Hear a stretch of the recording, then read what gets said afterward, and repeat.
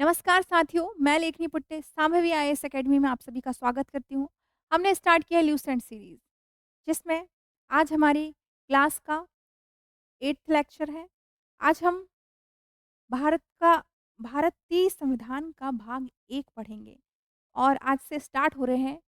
भारतीय संविधान के अंदर हम प्रवेश कर चुके हैं, जो भारत का भाग 1 भारत संघ और राज्य क्षेत्र के विषय में जानेंगे।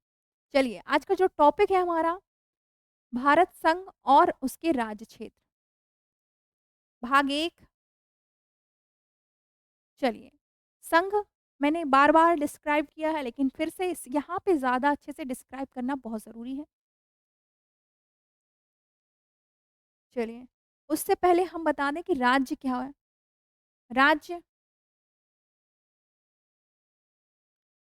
अगर हम किसी चीज़ को राज्य कह रहे हैं, तो राज्य क्यों मान रहे हैं? राज्य में क्या-क्या क्वालिटी होनी चाहिए? हालाँकि राज्य की परिभाषा संविधान के अनुरूप अलग है, लेकिन विश्व में जब राज्य की बात की गई होगी, तो राज्य किन-किन तत्वों से मिलकर बना होगा? अगर होगा तो वो क्या होगा? चलिए, इसके तत्व देख लेते हैं, ताकि हम बाद में समझ सकें। देखिए, इसके एक निश्चित एक तो जनसंख्या होनी चाहिए राज्य में,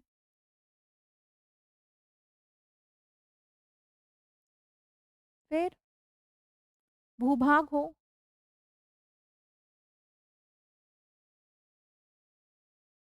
फिर सरकार हो और क्या हो? उसकी संप्रभुता। संप्रभुता को हमने बहुत अच्छे से विशेषताओं में बताया था। इवन प्रस्तावना में हमने संप्रभुता को बताया था कि हम जो भी निर्णय लें, उसके लिए किसी बाह्य शक्ति का दबाव ना हो। हम स्वतंत्र रूप से अपने डिसीज़न लेने के लिए सक्षम हैं। ठीक?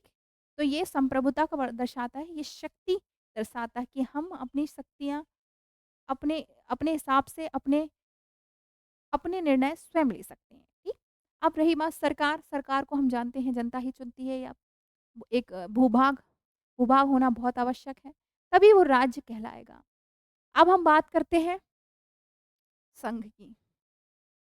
संघ, यहाँ पर हमारे यहाँ पे संघ जो है यूनियन शब्द के लिए प्रयोग किया गया है। भारतीय संविधान में यूनियन,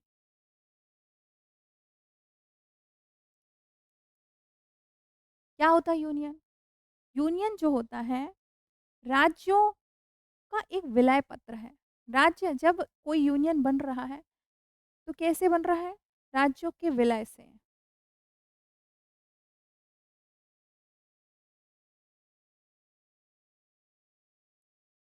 राज्यों के पास स्वायत्तता नहीं होगी।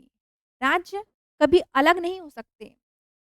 राज्य एक बार विलय होने के बाद अलग नहीं हो सकते। अर्थात समझौते के तहत ये बनेंगे नहीं, समझौते का परिणाम नहीं होंगे और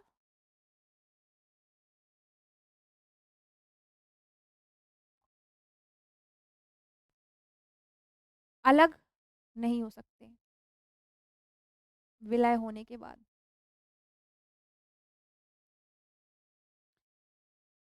यूनियन अर्थात एक विलय से निर्मित देश, लेकिन वो समझौते का परिणाम नहीं। वो अलग नहीं हो सकते एक बार मिलने के बाद। तो जब भारत में जब बहुत सारी देसी रियासतें बनी मिली, तो उनसे विलय पत्र में साइन लिया गया और विलय पत्र के तहत भारत संघ में शामिल किया गया। और भारत संघ में शामिल होने के बाद उनके पास इतनी स्वायत्तता नहीं कि वो फिर भारत संघ से अलग हो सकें। ये सीधी बात यहाँ पे। बात करें हम, एक और शब्द होता है फेडरल का। फेडरल फेडरल जो है, ये व्यवस्था हमने 1935 के संविधान में ली थी। 1935 का जो भारत शासन अधिनियम है, हमने ये कनाडा से ली थी। और क्यों ली थी, ये हमें कारण जानना ज़रूरी है। और ये अब क्यों ली है? हमने इस शब्द का प्रयोग अब क्यों किया है? ये बात जानना ज़्यादा ज़रूरी है। चलिए, तो थोड़ा-सा हम समझ लेते हैं। एक है संघ, यूनियन यूनियन और एक है संघ फेडरल।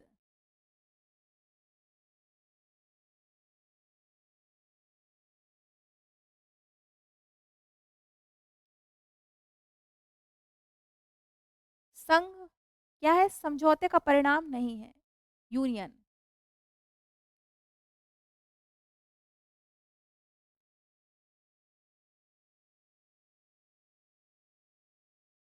बल्कि विलय पत्र का है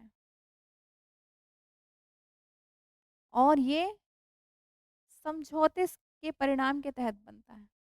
एक समझौते होगा और अगर समझौता टूटा तो राज्य अलग हो सकते हैं। राज्य को स्वायत्तता प्राप्त होती है। स्वायत्तता, स्वायत्तता क्या है? कि उसके पास शक्तियाँ हैं कि अगर हमारा कॉन्ट्रैक्ट समझौता टूटा तो वो संघ से अलग हो सकते हैं। भारत ने इसलिए इसे प्रयोग किया, ये बात आपको तब समझ में आएगी जब हम ये 1935 के तहत हमने कनाडा से लिया था। ये बाद में हमने बहुत से संविधानों को समझने के बाद 1900 जो 1950 पूर्ण रूप से जब लागू हुआ, तब हमने इसे ले लिया, कहना चाहिए मोटा-मोटी। तो जो 1935 में क्या स्थिति थी? इस समय में ब्रिटेन का शासन था और ब्रिटेन का शासन में क्या था? कुछ थी पूरे से ब्रिटिश प्रांत, जहाँ पे ब्रिटिशों का शासन था पूर्ण रूप से वही उन्हीं का नियंत्रण था और बाकी थी देसी रियासत। देसी रियासत में कौन होते थे? राजा। अब देसी रियासत ऐसी स्थिति में ब्रिटेन जहाँ पे उनका कब्जा नहीं है, तो वो क्या करेगा? इस वाले संघ को इस्तेमाल करेगा। संघ में क्या होता है कि एक कॉन्ट्रैक्ट हो सकता है, अगर कॉन्ट्रैक्ट टूटा तो वो अलग हो सकते हैं। यहाँ पे शक्तियाँ इनको मिल जाती है किनको? देसी रियासतों को। और ब्रिटेन में ब्रिटिश प्रांत जो होंगे, ब्रिटिश प्रांत क्या है? वहाँ पर भारत शासन अधिनियम 1935 के जो कानून हैं, यही यहाँ पर लागू होंगे और शासन उस ब्रिटेन के शासन के हिसाब से चलेगा। तो यहाँ पे आपको देसी रियासत को शक्ति देने के लिए हमने इस वाले फेडरल का यूज़ किया। लेकिन जब 1950 आते हैं, जब हम स्वतंत्र भारत हो जाते हैं, मान लीजिए हम इसे 1947 ही ले लेते हैं, क्योंकि 1947 46 के बाद से 47 से संविधान बनना चालू हो गया था, तो हमने ये वाला संघ यूनियन क्यों लिया? देखिए, यहाँ पर भी देसी रियासत है, यहाँ पे भी स्थिति क्या है? एक तो ब्रिटिश प्रांत हैं, जो आज़ाद हो रहे हैं, जो भारत संघ का हिस्सा बन जाएँगे पूरे तरीके से। दूसरे देसी रियासतें हैं और कुछ और राज्य जो दूसरे देशों के कब्ज़ों में थे, जैसे पुर्तगालियों के कब्ज़े में थे, फ्रांसीसियों के कब्ज़े में थे, तो वो क्षेत्र भी थे। तो अब हम मानते हैं कि मान लीजिए हम मोटा-मोटी इनको ही देखते हैं। तो जो ब्रिटिश प्रांत है, जब भारत आज़ाद होगा, तो यहाँ पर भारतीय संविधान के हिसाब से शासन चल जाएगा। लेकिन अगर हमने इसको लिया होता तो यहाँ पे आसानी से चल जाएगा। लेकिन जब देसी रियासत की बात आएगी, तो वहाँ पे कौन है? राजा। और राजाओं को ये अधिकार अगर हमने यहाँ पे ताकतवर ज़्यादा दे दिया, समझौते के तहत दे दिया, तो वो कभी भी अलग हो सकते थे। तो यहाँ पे स्थिति वैसी गड़बड़ थी। भारत शासन अधिनियम 1947 में जो आया था, जिसमें ये कह दिया गया था, माउंटबेटन ने जो योजना प्रस्तुत की थी कि कोई भी जो भी देसी रियासतें हैं उनके पास ये राइट्स हैं कि वो या तो पाकिस्तान में मिल सकती है या फिर भारत में मिल सकती है और या वो चाहे तो स्वतंत्र रह सकती है। ऐसी स्थिति में अगर हम फेडरल वाले संघ को हम अपने भारत के संविधान में शामिल करते, तो हमारे लिए हमारा जो संघ है वो कमज़ोर पड़ जाता। क्योंकि हम ज़्यादा ताकतवर किसको बना देते? राज्यों को। और राज्य ज़्यादा ताकतवर हो जाते, तो वो कभी भी अलग हो सकते थे। वैसे ही उसी दौर जब 565 रियासतें थी टोटल, तो उसमें से 3 रियासतें स्वतंत्र रहना चाहती थी, जिसमें जम्मू-कश्मीर, जूनागढ़ और एक हैदराबाद जो पाकिस्तान में मिलना चाह रहे थे। तो इनका जो है जनमत संग्रह कराकर और कहीं पे ऑपरेशन पोलो चलाकर हमने भारत संघ में शामिल किया। तो अगर हमने ये वाली स्थिति अपनाई होती, तो हमें बहुत ज़्यादा कठिनाई होती। अब हम देखते हैं, अब जब भी हम बात करेंगे, तो हम ये वाले शब्द का प्रयोग करेंगे। भारत जब भी बोलेंगे संघ अर्थात यूनियन।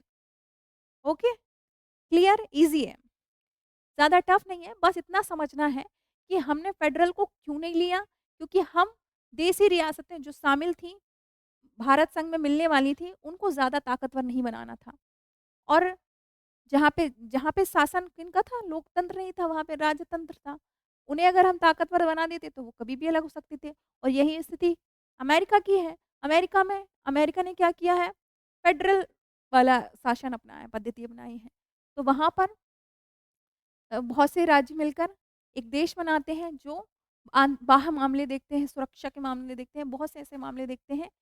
तो जब भी वो कॉन्ट्रैक्ट टूटेगा तो उनके पास राइट्स हैं, उन राज्यों के पास उस संघ से अलग होने का। लेकिन हमारे जो भी राज्य होंगे, उनके पास ये राइट्स नहीं हैं। चलिए, इतनी बात मुझे लगता है क्लियर हुई होगी। आइए तो ये जो संघ और राज्य क्षेत्र जो हम बात करेंगे, इसमें पूरे राज्यों के बारे में समझेंगे कि राज्य का निर्माण कैसे होता है, कौन करता है, किसके पास ये पावर्स हैं। चलिए, अब आर्टिकल 1 देखते हैं।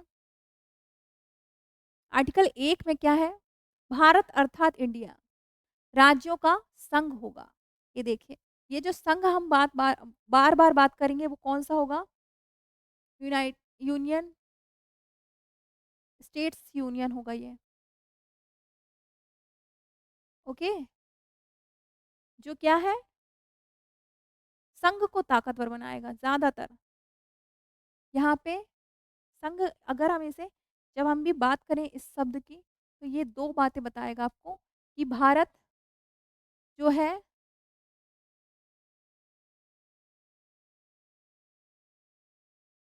समझौते का परिणाम नहीं है।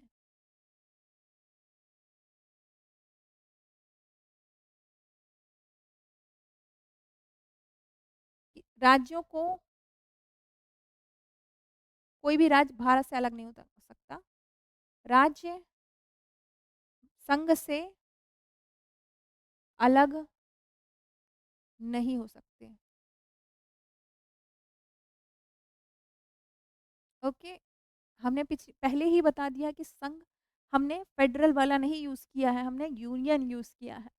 और यहाँ पे एक और दूसरी बात, हमने ये 2 बार, एक तो भारत और एक इंडिया शब्द, हमने दोनों को आधिकारिक रूप से स्वीकार किया है। क्यों? क्योंकि ये जो भारत है, हमारी ऐतिहासिक दृष्टिकोण से महत्वपूर्ण है, और ये इंडिया व्यापारिक दृष्टि से बहुत महत्वपूर्ण है। क्योंकि जो ब्रिटिशर्स आए थे, यहाँ पे व्यापार करने आए, तो वो यहाँ से एक अच्छा व्यापार को उन्होंने विस्तार किया।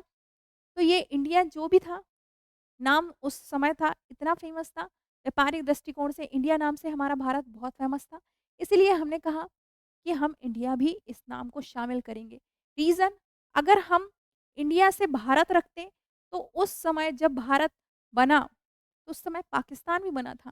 तो ये मतलब ये समझ आता लोगों को, अन्य देशों को ये समझ आता है कि इंडिया से भारत और पाकिस्तान अलग होकर बने हैं, अलग 2 देश बने हैं।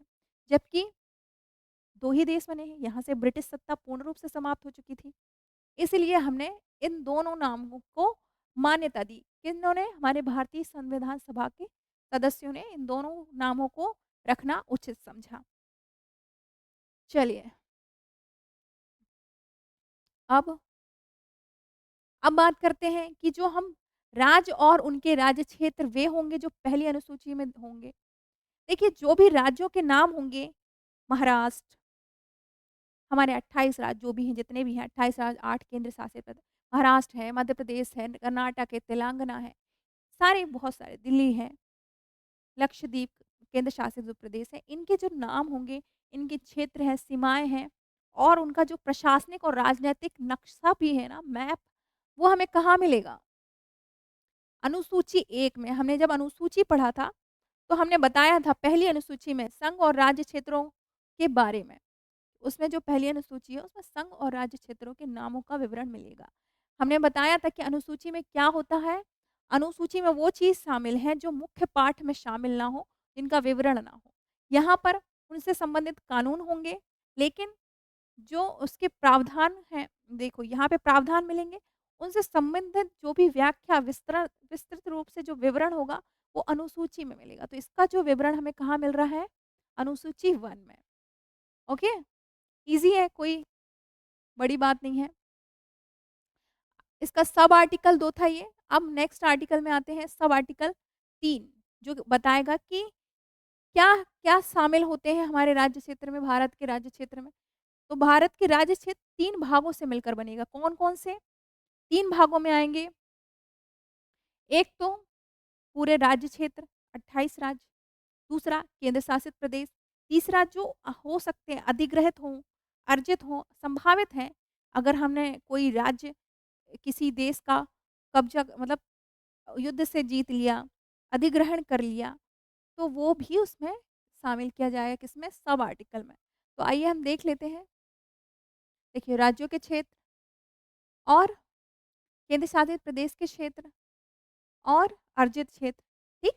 तो ये जो भारत में जो भारत के जो क्षेत्र है 3 भागों से मिलकर बने हुए हैं और बनेंगे। अगर ये वाला जो है अर्जित क्षेत्र भविष्य में क्या होगा? कभी हमने कोई क्षेत्र कब्ज़ा कब्ज़ा क्या युद्ध से जीत लिया, मान लीजिए जो हमारा पाकिस्तान अधिकृत क्षेत्र है, उसे हमने अपनी भारत की भूमि में शामिल कर लिया, तो फिर यहाँ पे उसके बारे में वर्णन होगा। जैसे मान लो बलूचिस्तान, जहाँ पे बहुत ज़्यादा पाकिस्तान का विरोध होता रहता है, वहाँ के लोग आंदोलन करते रहते हैं, मान लो हमने उसे अधिग्रहण कर लिया, तो वो यहाँ पे शामिल हो जाएगा। आइए, ठीक? अब बात करें हम आर्टिकल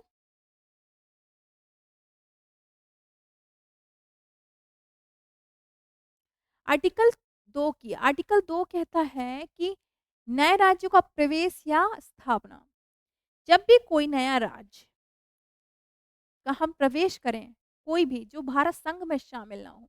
यहाँ पे जो नए राज्यों की बात कर रहे हैं, कौन होंगे नए राज्य प्रवेश जो भारत संघ में पहले से शामिल ना हो, भारत संघ में ना हो, भारत संघ के ना हो, ठीक है? भारत संघ के जो भी क्षेत्र ना हो, उनका अगर प्रवेश हो रहा है, तो वो इस आर्टिकल के तहत होगा। अगर हम किसी नए राज्य की स्थापना कर रहे हैं,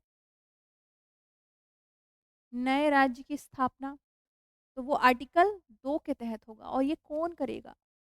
संसद। संसद के पास ही ये राइट्स हैं कि वो क्या कर सकती है, किसी नए राज्य को प्रवेश कर सकती है, वो जो कि भारत संघ में ना शामिल हो और स्थापना कर सकती है। तो हमने 1960 के दशक में हम देखेंगे कि सबसे पहले एक राज्य भारत में शामिल होगा 1974 में। उससे पहले भी हुए हैं, गोवा पुर्तगाल से आज़ाद होने के बाद गोवा शामिल हुआ है, पुदुचेरी शामिल हुआ है, सिक्किम शामिल हुआ है। तो चलिए देखते हैं कौन-कौन से राज्य जो नए बने हैं। सिक्किम जो 1974 में 35वां कॉन्स्टिट्यूशनल अमेंडमेंट, जब यहाँ पे देखिए राजशाही थे, राजतंत्र था। एक राजा थे जो राजशाही कर रहे थे, क्या नाम था उनका? पांग्याल करके। तो उनका शासन था यहाँ पे। उनके शासन वहाँ पे की जनता क्या चाहती थी कि यहाँ पर लोकतंत्र हो, वो राजतंत्र नहीं चाहते थे। तो हमारी इंदिरा गांधी सरकार ने इस स्थिति को भाँप लिया। हमारे फिर यहाँ पे भारत की सेनाओं को भेजा और चारों तरफ से घेर लिया और क्या किया गया यहाँ पे जन्म संग्रह कराने के बाद वहाँ की जो 97.5 जो जनसंख्या होगी ना, 97.5% जनसंख्या ने भारत में विलय मतलब भारत की तरफ वोट किया कि वो वहाँ पे चाहते क्या है? प्रजातंत्र, लोकतंत्र चाहते हैं, अर्थात भारत में मिलना चाहते हैं। तो फिर इसी संविधान संशोधन के तहत 35वें संविधान संशोधन के तहत हमने सिक्किम को 22वां राज्य बनाया और राज्य नहीं, पहले हमने इसे सह राज्य के रूप में शामिल किया था। फिर नेक्स्ट कॉन्स्टिट्यूशन अमेंडमेंट होगा, जो 35वां के बाद 36वां कॉन्स्टिट्यूशन अमेंडमेंट होगा, जिसमें 1975 में क्या करेंगे हम? इसे पूर्ण राज्य का दर्जा दे देंगे। पूर्ण राज्य का दर्जा। ईज़ी है, ज़्यादा टफ नहीं है ये, चीज़ें बस समझनी है और कुछ नहीं। ओके, आगे बढ़ते हैं। देखिए गोवा पुर्तगाल का हिस्सा था। दादर नागर हवेली आप देखेंगे पुर्तगाल का हिस्सा है। दमन-दीप ये भी पुर्तगाल का हिस्सा है। देखो गोवा 1961 में हमने भारत में शामिल किया, दादर-नागर हवेली 1954 में, दमन-दीप इन्हें हमने पुर्तगाल से भारत में शामिल किया।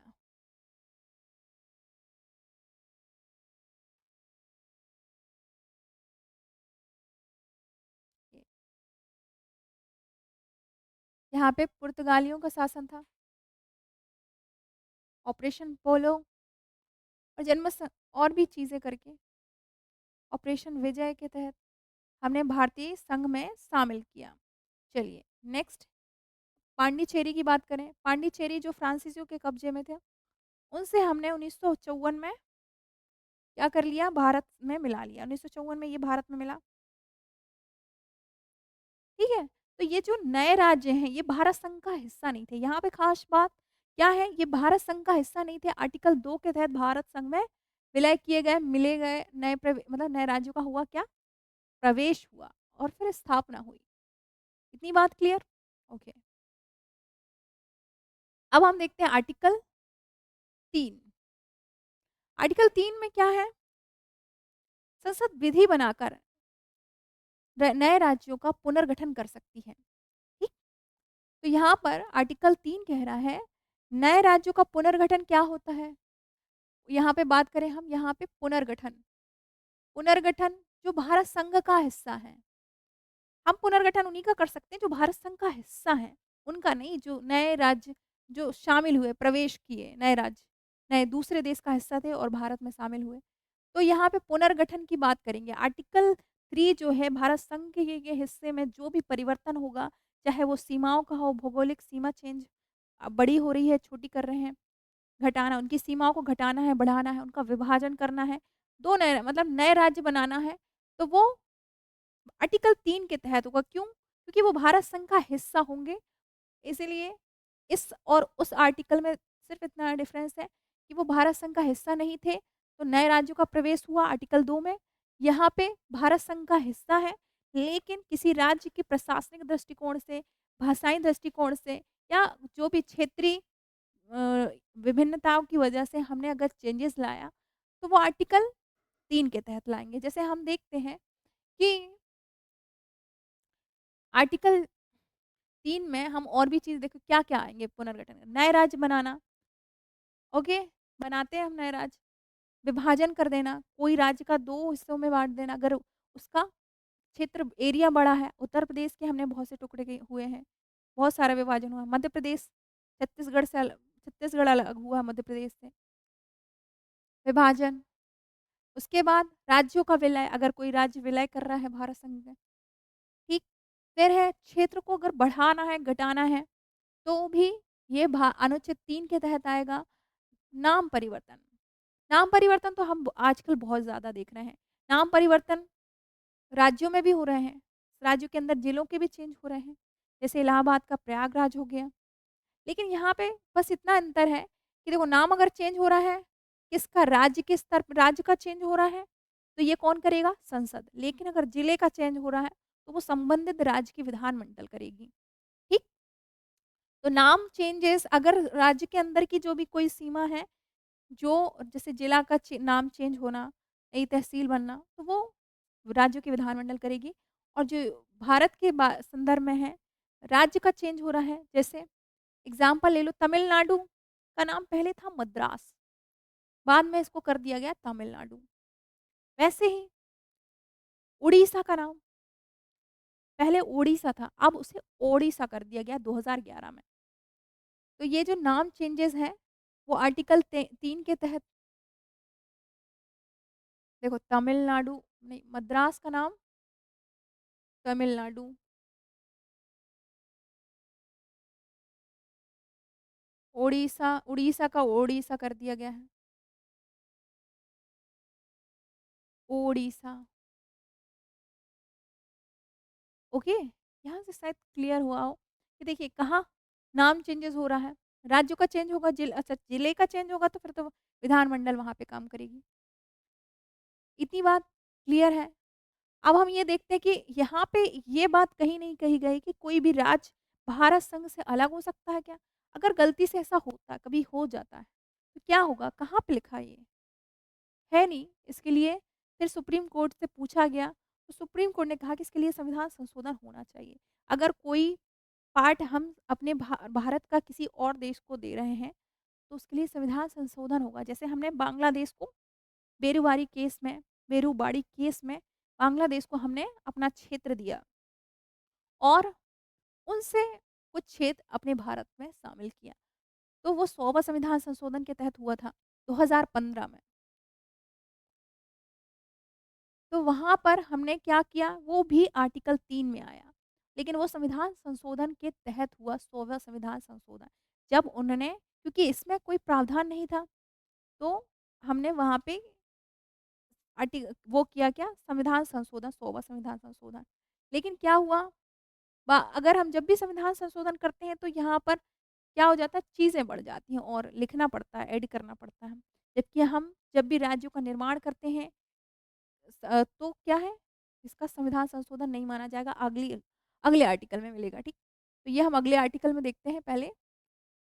नेक्स्ट आर्टिकल, आर्टिकल 4 की बात करें तो आर्टिकल 4 जो है, आर्टिकल 4 क्या कह रहा है, अनुच्छेद 2 और 3 के तहत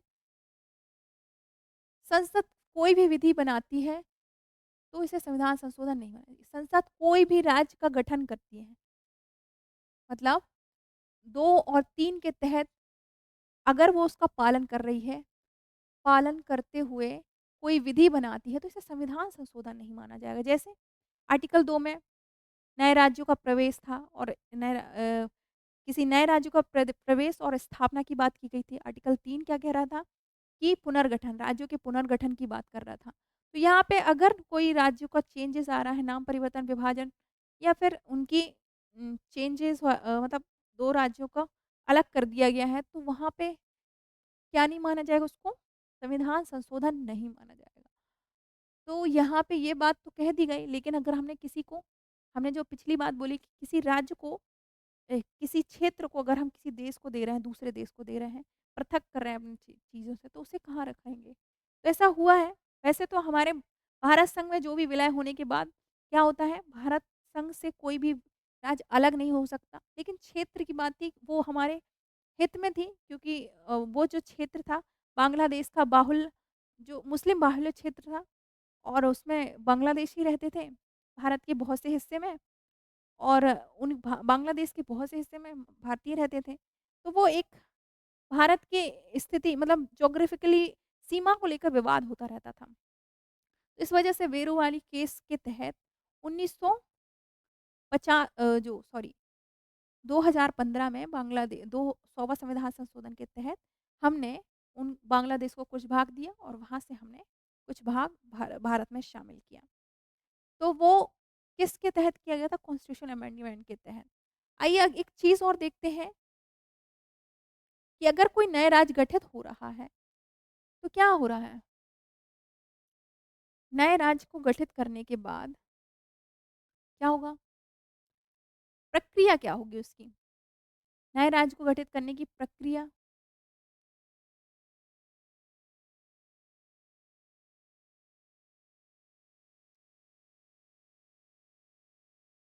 ये 1955 में ये अधिनियम के तहत हुआ। इसमें क्या कहा गया कि अगर कोई नया राज्य गठित करना है, तो इसकी पहले अनुमति हमें किससे लेनी होगी? राष्ट्रपति जी से। ठीक? नए राज्य के गठन के लिए पहली प्रक्रिया होगी कि हमें राष्ट्रपति की अनुमति लेनी होगी।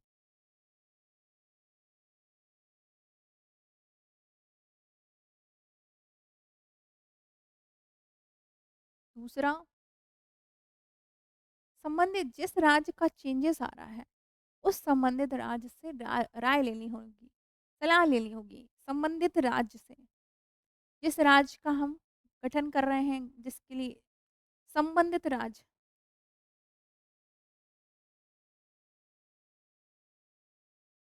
की सलाह लेनी होगी। ओके? फिर है थर्ड, देखिए यहाँ पे जो सलाह होगी ना, वो बाध्यकारी नहीं है, ज़रूरी नहीं है। उनसे औपचारिक रूप से एक फ़ॉर्मेलिटी के लिए पूछ लेंगे, लेकिन वो बाध्यकारी नहीं है, मानना ज़रूरी नहीं है। फिर अंतिम निर्णय कौन लेगा? संसद। यहाँ पे बात करें तो संसद जो है अंतिम रूप से यहाँ पे क्या होगा, बहुमत पारित होगा, साधारण बहुमत से होगा। हमने पिछली उसमें माना आर्टिकल 4 में देखा कि उसे संविधान संशोधन नहीं माना जाएगा, तो क्या माना जाए, कैसे होगी वो प्रक्रिया पूरी? होगा बहुमत तो होगा, लेकिन साधारण बहुमत होगा, जिसे ये संविधान संशोधन नहीं माना जाता। तो जब भी साधारण बहुमत से कोई बिल पास हो रहा है, तो क्या होगा, वो संविधान संशोधन नहीं माना जाएगा। दूसरा दूसरा ये क्या हो रहा है कि यहाँ से संसद, राज्यसभा, लोकसभा में बिल प्रस्तुत होगा। यहाँ पे उपस्थित जो भी सदस्य हैं, उनका मत आधे से अधिक जो भी वोट होंगे, उनको प्राप्त होने के बाद बिल पास माना जाएगा और राष्ट्रपति जी से सिग्नेचर लेने के बाद नए राज्य का गठन हो जाएगा। तो यहाँ पे 3 प्रोसेस है। अब ये संसद अंतिम निर्णय लेती है, बाकी सिग्नेचर राष्ट्रपति जी का रहेगा ही। ओके? तो यहाँ पे 3 चीज़ें बहुत इम्पोर्टेंट है कि पहले संसद, जब भी अगर कोई बिल किससे संबंधित है, नए राज्यों के गठन का से संबंधित है, तो वो सबसे पहले किससे अनुमति लेनी आवश्यक है? राष्ट्रपति जी से। देन हम उस संबंधित राज्य से क्या लेंगे? सलाह लेंगे। लेकिन ज़रूरी नहीं है, बाध्यकारी नहीं है ये। उसके बाद क्या होगा? उसके बाद संसद, लोकसभा और राज्यसभा में सामान्य बहुमत से बिल पारित हो जाएगा। राष्ट्रपति के सिग्नेचर के बाद नए राज्य का गठन हो जाएगा और इसे क्या नहीं माना जाएगा? संविधान संशोधन नहीं माना जाएगा। तो ये बात क्या बता रहा है? यहाँ पे देखो, हमने जब विशेषता में पढ़ा था ना, क्या पढ़ा था? कि भारत का संविधान कठोर और लचीला है। तो यहाँ पे क्या माना गया? देखो यहाँ पे कितनी आसानी से ये संविधान में चेंजेस हो सकता है। ये कैसा हो गया यहाँ पे? ये वाला प्रावधान राज्यों के निर्माण के संबंध में भारत का संविधान कैसा है? लचीला है। इस प्रावधान के संबंध में चेंजेस आसानी, ईज़िली से हो रहा है। तो ये बहुत महत्वपूर्ण है, इस बात को समझ लो। जब हम संविधान में हमने विशेषताएँ ही पढ़ी थी, तब हमने यही बस पढ़ा था कि भारत का संविधान कठोर और लचीला है। नम्र और अनम्रता का मिश्रण यही है। तो यहाँ पे है कैसा ये लचीला, लचीलापन दर्शा रहा है। ओके,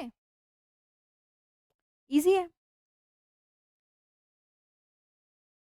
चलिए आज की क्लास में बस इतना ही। अगली क्लास में हम राज्यों को राज्यों के पुनर्गठन को समझेंगे, जिसमें हम एक-एक करके सारे राज्यों को जानेंगे कि कौन से राज्य का निर्माण कब हुआ और उनकी संबंध उनसे संबंधित सम्मतियों को जानेंगे। चलिए, धन्यवाद।